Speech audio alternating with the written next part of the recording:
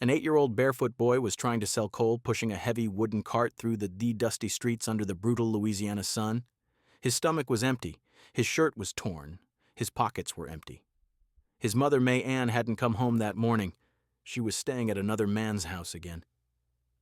Little Louis pushed his coal cart forward, sweat dripping down his face, hunger gnawing at his insides. Then he heard something that made him stop completely. Across the corner, a group of men were singing together, a brass band, trumpet notes, trombone slides, clarinet melodies cutting through the humid air like silver arrows piercing his heart. In that moment, something happened inside Louis Armstrong. He abandoned his coal cart right there on the street, took a deep breath, and without thinking, walked straight toward those musicians. Then he opened his mouth and began to sing. His voice was so powerful, so natural, so impossibly mature for an 8-year-old that everyone on that street stopped and stared. Bandleader Black Benny Williams turned around, looked at this child, and was completely shocked. Because Louis Armstrong didn't just sing that day. He took the first step on a journey that would change jazz history forever. But in that moment, nobody knew that this child was hungry, exhausted, and utterly alone. And that performance would become Louis's method of survival. Before we dive into this incredible true story, please hit that subscribe button and turn on notifications. We uncover the hidden moments that shaped music history, and you won't want to miss what comes next. But the real story didn't begin on that July day. The real story began 3 weeks earlier, when Louis Armstrong learned the harshest lesson of his young life, that survival required more than just hope. June 1909. Louis Armstrong woke up on the floor of a one-room shack at the corner of Jane Alley and Perdido Street, in the heart of New Orleans' most dangerous neighborhood. There was no bed, just a thin blanket on wooden boards. His grandmother Josephine had already left for her cleaning job at a white family's house uptown. His mother, May Ann, was gone too, disappeared the night before with a man Louis didn't recognize. His younger sister Beatrice, called Mama Lucy, was still sleeping in the corner, her stomach making hungry noises even in sleep. Louis stood up, his body aching from sleeping on hardwood, and looked around the empty room. No food, no money, nothing. This was normal for Louis Armstrong. He'd been born into poverty so deep that most people couldn't imagine it. His father, Willie, had abandoned the family when Louis was just a baby, leaving May Ann to raise 2 children alone in Storyville, the red light district where survival meant doing whatever necessary. May Ann worked when she could, cleaning houses, washing clothes, sometimes worse things that Louis tried not to think about. But her work was unreliable, and her drinking made everything harder. Most days, Louis and his sister survived by their own efforts, and at 8 years old, Louis's efforts meant working like a grown man. That June morning, Louis walked out into the streets at 5:30, before the sun had fully risen, searching for any opportunity to earn a few cents. His first stop was the coal yard on South Rampart Street, where the coal man, Mr. Johnson, sometimes let young boys push carts for customers. Louis arrived to find 7 other children already waiting, all competing for the same jobs. Mr. Johnson looked them over and picked 3 bigger, stronger boys. Louis was small for his age, malnourished, his arms like sticks. He didn't get chosen. He walked to the docks next, hoping to carry bags for sailors or sweep floors for shop owners. Nothing. By noon, Louis had walked over 5 miles through New Orleans' brutal heat, and he hadn't earned a single cent. He sat on a curb near the French Quarter, watching well-dressed white people walk past, going to restaurants, buying things in shops, living in a world that seemed completely separate from his own. His stomach hurt so badly that tears came to his eyes, but Louis had learned long ago that crying didn't bring food. He needed to think. He needed a plan. That's when he heard music drifting from a nearby alley. Louis followed the sound to a small courtyard where 4 black musicians were practicing. They had a trumpet, a trombone, a clarinet, and a guitar. The music they made was unlike anything Louis had heard in church or on the streets. It was wild, improvisational, full of emotion and energy. Jazz, though nobody called it that yet. They just called it music. Louis sat on the ground outside the courtyard wall and listened for over an hour. The musicians took breaks, laughed, told stories, then played again. They seemed happy. They seemed free. And Louis noticed something else. People walking past would stop, listen, and sometimes throw coins into a hat sitting on the ground. In 1 hour, Louis watched that hat fill with nickels, dimes, even a few quarters. Those musicians were making more money in 60 minutes than Louis could make in a week of pushing coal carts. That's when the idea formed in his young mind. Music wasn't just beautiful. Music was survival. Have you ever discovered a talent you didn't know you had, something that completely changed your life's direction? Share your story in the comments below. The information in this video is compiled from documented interviews, archival news, books, and historical reports. For narrative purposes, some parts are dramatized and may not represent 100% factual accuracy. We also use AI-assisted visuals and AI narration for cinematic reconstruction. The use of AI does not mean the story is fake. It is a storytelling tool. Our goal is to recreate the spirit of that era as faithfully as possible. Enjoy watching. For the next 3 weeks, Louis Armstrong became a student of the streets. Every spare moment he had, he positioned himself near musicians, watching how they moved, how they breathed, how they created sounds that made people stop and listen. He noticed that the best musicians didn't just play notes. They played emotions. They made their instruments talk, cry, laugh, shout. And the singers, the ones who could really command a crowd, they didn't just sing words. They told stories with their voices, stories that made listeners feel something deep in their chests. Louis had been singing his whole life, mostly in church with his grandmother, but he'd never thought of his voice as something valuable. It was just something he did, like breathing or walking. But watching those street musicians earn money with their talent, Louis began to understand that his voice could be his way out of hunger, out of poverty, maybe even out of Storyville itself. He started practicing, not with a teacher or in any formal way, but by imitating what he heard. He'd sing along quietly while watching the street bands, matching their melodies, trying to capture their phrasing and emotion. And he discovered something remarkable. He could do it. He could hear a melody once and reproduce it perfectly. He could take a simple church hymn and add flourishes, make it swing, give it life. But knowing he could sing and actually having the courage to perform in front of people were two very different things. Louis was terrified of rejection, of being laughed at, of failing publicly. He'd seen other children try to perform on the streets only to be mocked or chased away. What if he opened his mouth and nothing good came out? What if his voice cracked or forgot the words? What if people threw garbage at him instead of coins? These fears kept Louis silent for weeks, even as hunger continued to gnaw at him, even as he watched other performers earn money he desperately needed. Then came the night that changed everything. It was late June, almost July, and Louis's mother had been gone for 3 days straight. There was no food in the house. His sister Beatrice was crying from hunger. Louis had searched everywhere for work, but the city was in a summer slump, and even the regular jobs had dried up.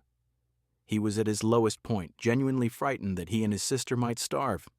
That evening, sitting on the steps of their shack, Louis made a decision. Tomorrow, he would try. Tomorrow, he would find a street band and ask if he could sing.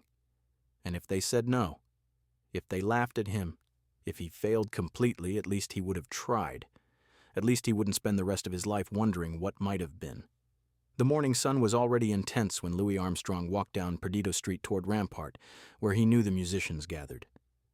He'd woken up extra early, washed his face with water from the rain barrel, smoothed down his hair as best he could. His clothes were still torn and dirty. He only owned one shirt and one pair of pants, but he'd done his best to look presentable. In his pocket, he carried nothing but hope and a terror so deep it made his hands shake. Rampart Street on a Saturday morning was alive with activity. Street vendors selling pralines and oysters, women carrying laundry baskets on their heads, men pushing carts loaded with vegetables from the French market, children playing stickball in the alleys. And on almost every corner, there was music. New Orleans in 1909 was drowning in music. It poured from every doorway, every window, every street corner. Ragtime, blues, spirituals, work songs, and that new improvised sound that would soon be called jazz. For most people, music was entertainment. For Louis Armstrong, it was about to become salvation. He found a group performing near the corner of Rampart and Perdido. 5 men, all black, all dressed in worn but respectable clothes. They had a cornet, a trombone, a clarinet, a guitar, and a washtub bass. They were playing a ragtime number, upbeat and energetic, and a small crowd had gathered to listen.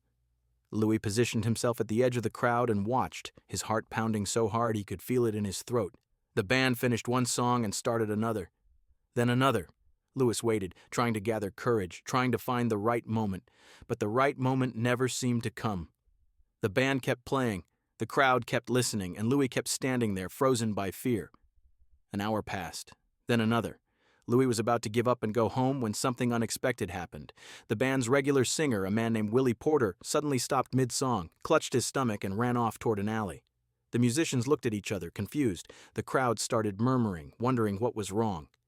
The cornet player, a man named Henry Allen, called out, "Willie's sick, folks. We need to take a break unless somebody else can sing." This was the moment, the exact moment Louis had been waiting for, though he hadn't known it. Every cell in his body was screaming at him to step forward, to speak up, to take this chance. But his legs wouldn't move. His voice wouldn't work. He stood there paralyzed, watching the opportunity slip away, hating himself for his cowardice. The band members were packing up their instruments. The crowd was dispersing. It was over. Louis had failed before he'd even tried. Then he felt a hand on his shoulder. Louis turned to see an older woman, maybe 60 years old, with kind eyes and a gentle smile. "You've been standing here watching them all morning, child," she said quietly. "You want to sing, don't you?" Louis nodded, unable to speak. The woman smiled wider. "Then what are you waiting for? Go on now. The worst they can do is say no." She gave Louis a gentle push forward, and suddenly his legs were moving, carrying him toward the band before his mind could stop him. "Excuse me, sir," Louis called out, his voice barely audible. The cornet player turned around. "What is it, boy?" Louis took a deep breath. "I can sing. If you need somebody, I can sing." Henry Allen looked at this small, barefoot child in torn clothes and almost dismissed him immediately. But something in Louis's eyes stopped him. There was desperation there, yes, but also determination. And Henry Allen had been hungry once too. He knew what it looked like when a child needed a chance. "You know when the Saints go marching in?" Henry asked. Louis nodded. "All right then, little man, show us what you got." Henry Allen counted off the tempo, and the band began playing "When the Saints Go Marching In," a traditional spiritual that every person in New Orleans knew by heart. It was a safe choice, a test to see if this barefoot child could carry a simple melody without embarrassing himself. Louis stood in the center of the street, the band behind him, maybe 20 people watching from nearby, some curious, most skeptical. An 8-year-old street kid singing with a working band? This would probably be amusing at best, painful to listen to at worst. Then Louis Armstrong opened his mouth and began to sing. And everything changed. The voice that came out of that small, malnourished body was impossible. It was rich, powerful, and filled with an emotional depth that no 8-year-old should possess.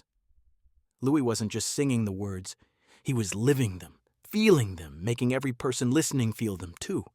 His pitch was perfect, his timing was impeccable, and there was something else, something indefinable that made people stop whatever they were doing and pay attention. Within 30 seconds, the small crowd of 20 had grown to 50. People were coming out of shops, walking over from adjacent streets, drawn by this extraordinary sound. Henry Allen almost stopped playing from shock. He'd expected a child's voice, thin and uncertain. What he was hearing was the voice of a seasoned performer, someone who understood music at a level most adults never reached. The other band members exchanged glances, their eyes wide with disbelief. Who was this kid? Where did he come from? And how in the world did he learn to sing like that? Louis sang 3 verses, and with each one, his confidence grew. The initial terror melted away, replaced by something Louis had never experienced before, pure joy. He wasn't hungry anymore. He wasn't scared anymore.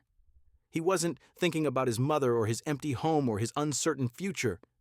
He was just singing, letting the music flow through him like water, like light, like something holy and unstoppable. When he reached the final chorus, he added a spontaneous improvisation, a vocal flourish that made several people in the crowd gasp with delight. Then he held the final note, his voice soaring up and up, clear and strong and absolutely perfect. The street exploded in applause. People were clapping, shouting, whistling. The band members were laughing and shaking their heads in amazement. Henry Allen walked over to Louis and put his hand on the boy's shoulder. "Son," he said, his voice full of genuine respect, "you've got a gift from God. I've been playing music for 20 years, and I've never heard anything like what just came out of your mouth. Louis didn't know what to say. He was trembling, partly from excitement, partly from the release of all the fear he'd been carrying. He'd done it. He'd actually done it. And people hadn't laughed or thrown things or told him to go away. They'd listened. They'd appreciated. They'd recognized something in him that he'd barely recognized in himself. Henry Allen reached into his pocket and pulled out 50 cents, more money than Louis usually saw in a week. "This is yours, little man. You earned it fair and square. And if you want to come back tomorrow, we'll be here at the same time. We could use a voice like yours." Louis took the 50 cents with shaking hands and stared at it like it was a miracle. In a way, it was. This wasn't money earned by pushing carts or carrying bags or begging. This was money earned by doing something he loved, something that made him feel alive instead of just surviving. Walking home that day, Louis Armstrong understood something profound. Music wasn't just his escape from poverty. Music was his destiny. What was the moment you discovered your purpose, the thing you were meant to do with your life? We'd love to hear about it in the comments. For the next several weeks, Louis sang with Henry Allen's band almost every day. Word spread quickly through the Storyville neighborhood about the 8-year-old boy with the miraculous voice. People started showing up specifically to hear Louis sing, and the band's earnings increased significantly. Henry always gave Louis his fair share, and for the first time in his life, Louis Armstrong had consistent income. He bought food for himself and his sister. He gave money to his grandmother. He even managed to buy a slightly less torn shirt from a second-hand dealer. But more important than the money was what Louis was learning. Henry Allen taught him how to work a crowd, how to pace a performance, how to save his voice for the important moments. The other band members showed him musical techniques, how to breathe properly, how to use dynamics to create emotional impact. And every day, Louis absorbed these lessons like a sponge, his natural talent combining with actual knowledge to create something truly special. By late July, Louis Armstrong was no longer just a talented child. He was becoming a real performer. Then, on August 4th, 1909, Louis's 8th birthday, something happened that would alter the trajectory of his entire life. The band was performing on South Rampart Street near an establishment called the Funky Butt Hall, one of New Orleans' most famous music venues. Louis was in the middle of singing "Nobody Knows the Trouble I've Seen," delivering it with such emotional power that grown men in the crowd had tears in their eyes.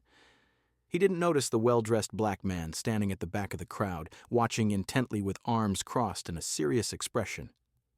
This man was Joseph "King" Oliver, already recognized as one of the finest cornet players in New Orleans, and someone whose opinion carried enormous weight in the city's music community.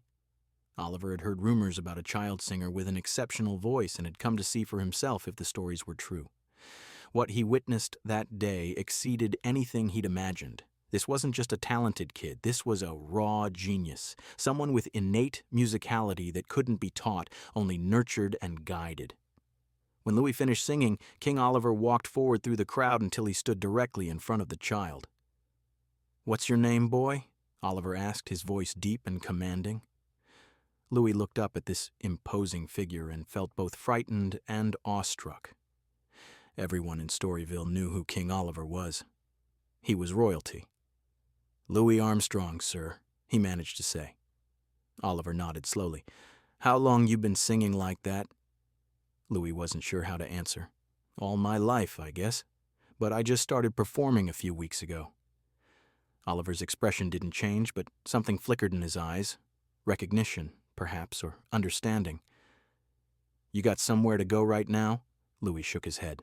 "Then come with me. We need to talk." King Oliver took Louis to a small restaurant on Perdido Street, one of the few establishments that served black customers. He ordered red beans and rice for both of them, and Louis tried not to show how desperately hungry he was, tried to eat slowly and politely instead of shoveling food into his mouth like he wanted to. Oliver watched him carefully, seeing everything the boy tried to hide, the hunger, the poverty, the vulnerability beneath the musical talent. When they'd both finished eating, Oliver leaned back in his chair and spoke directly. "Louis, I'm going to tell you some things, and I want you to listen carefully because I'm only going to say this once. You have a gift, a real gift, the kind of talent that comes along maybe once in a generation. But talent alone isn't enough in this world, especially for people who look like us. You need discipline. You need education. You need someone to guide you, or this city will chew you up and spit you out before you're 15 years old." Oliver paused, letting his words sink in. "I want to help you. I want to teach you music properly, not just street performing, but real musicianship. I want to show you how to play instruments, how to read music, how to become a professional instead of just a street singer. But you have to want it. You have to be willing to work harder than you've ever worked in your life." Louis sat perfectly still, afraid that if he moved or spoke, this moment would disappear like a dream. King Oliver? The King Oliver was offering to teach him. It seemed too impossible to be real. "Why would you do that for me, sir?" Louis asked quietly. Oliver's expression softened just slightly. "Because 20 years ago I was you. Hungry, poor, talented, and lost. Someone helped me when I needed it most. Now I'm helping you. That's how it works." He extended his hand across the table. "So, what do you say, Louis Armstrong? You ready to become a real musician?" Louis looked at that extended hand, and he understood that this moment was the turning point of his entire existence. Everything he'd been through, the hunger, the poverty, the fear, the desperate search for survival, had led to this precise moment, this decision, this handshake. He reached out and grasped King Oliver's hand firmly, the grip of a child but the determination of someone much older. "Yes, sir," Louis said, his voice steady and sure. "I'm ready." King Oliver smiled for the first time since they'd met. "Good. Then let's get started. You've got a long way to go, but I believe you're going to be something special. Maybe even greater than me someday." Louis couldn't imagine being greater than King Oliver, who seemed like the pinnacle of musical achievement. But there was something in Oliver's eyes, a vision of the future that Louis couldn't quite see yet. Something magnificent waiting down the road, something that would change not just Louis's life, but the entire landscape of American music. Over the next 3 years, Louis Armstrong became King Oliver's protege and surrogate son. Oliver taught him cornet, the instrument that would eventually make Louis famous. He taught him music theory, taught him how to improvise with structure and intelligence, taught him how to develop his own unique sound instead of just imitating others. More than that, Oliver taught Louis how to survive as a black musician in early 20th century America, how to navigate racism and economic exploitation without losing his dignity or his art. These lessons were brutal and necessary, forging Louis into someone who could withstand the pressures that would have destroyed lesser talents. But that very first performance on Perdido Street in July 1909 remained the foundation of everything that followed. That moment when an 8-year-old barefoot child opened his mouth and shocked everyone listening. That moment when Louis Armstrong discovered that music wasn't just something he could do. It was the only thing he was meant to do. That moment when a voice emerged from poverty and hunger and neglect, a voice so pure and powerful that it transcended circumstances and touched something universal in everyone who heard it. The people who witnessed Louis's first street performance never forgot it. Decades later, when Louis Armstrong had become the most famous musician in the world, some of those witnesses would tell their grandchildren, "I was there the day Satchmo first sang in public. I heard the voice before anyone else did. I knew even then that something special was happening." And they were right. Something special had happened. A legend had been born on a dusty street corner in New Orleans, born from necessity and hunger and an innate gift that refused to be suppressed no matter how difficult life became. If you're enjoying this story about Louis Armstrong's incredible journey, please subscribe to our channel and hit that notification bell. We bring you the untold stories behind music's greatest legends. Louis Armstrong would go on to revolutionize jazz, influence countless musicians, bring American music to the world stage, and become one of the most recognizable and beloved figures in 20th century culture. He would record What a Wonderful World and Hello Dolly and hundreds of other songs that became part of humanity's shared musical heritage. He would play for presidents and kings, perform on every continent, and earn the nickname Ambassador Satch for his role in spreading American culture globally. But Louis never forgot that July day in 1909 when he first found his voice. Throughout his life, even at the height of his fame, Louis Armstrong remained humble and generous, always willing to help young musicians the way King Oliver had helped him. He understood that talent without opportunity meant nothing, that every successful person needed someone to believe in them at a crucial moment. Louis became that person for countless others, offering encouragement, advice, and sometimes financial support to struggling artists who reminded him of his younger self. In interviews late in his life, Louis would often talk about that first street performance. "I was scared to death," he'd say with his famous gravelly laugh. "My knees were shaking so bad I thought I'd fall down. But when the music started and I opened my mouth, something took over. It wasn't me singing anymore, it was something bigger than me, something that had been waiting inside my whole life for a chance to come out. That day, I found my purpose. And once you find your purpose, you hold on to it with everything you've got because it's the most precious thing in the world." Louis Armstrong died on July 6, 1971, in his home in Queens, New York. His last words were reported to be, "I'm home." But his voice never died. It lives on in recordings, in the countless musicians he influenced, in the very structure of modern jazz and popular music. That voice that first emerged from an 8-year-old barefoot child on Perdido Street in 1909 became immortal, transcending death and time and circumstance. Because real talent, nurtured by real dedication, creates something that outlives the physical body. It creates art that touches souls across generations. Today, when young musicians struggle with poverty or doubt or fear, when they wonder if their dreams are realistic or their talents sufficient, they can look to Louis Armstrong's story and understand that miracles happen, that the greatest voices sometimes come from the most unlikely places, that an 8-year-old child with nothing but hunger and hope can change the world if given a single chance. That's the real legacy of that July day in 1909, not just the birth of a legendary musician, but proof that human potential, when recognized and nurtured, can overcome any obstacle. Louis Armstrong took that 50 cents earned from his first performance and bought food for himself and his sister. But he also bought something more valuable: belief in himself. Belief that he mattered, that his voice had value, that music could transform his life from mere survival into something beautiful and meaningful. That belief carried him through decades of challenges, discrimination, health problems, and professional struggles. And that belief created the Louis Armstrong the world came to love, the man with the trumpet and the gravelly voice and the white handkerchief and the smile that could light up any room. Somewhere in the universe, in whatever place souls go when bodies give out, Louis Armstrong is still singing, still playing that trumpet with joy and passion and that ineffable quality that made him unique. Still making music that reminds us why we're alive, why beauty matters, why hope survives even in the darkest circumstances, and perhaps, if we listen carefully enough, if we quiet our minds and open our hearts, we can still hear that 8-year-old boy on Perdido Street opening his mouth for the first time in public, letting the music flow through him like a river, like lightning, like the voice of something eternal and unstoppable. That's the story of Louis Armstrong's first performance, not just what happened, but what it meant. Not just the notes he sang, but the life those notes created. Not just a moment in time, but a moment that transcended time.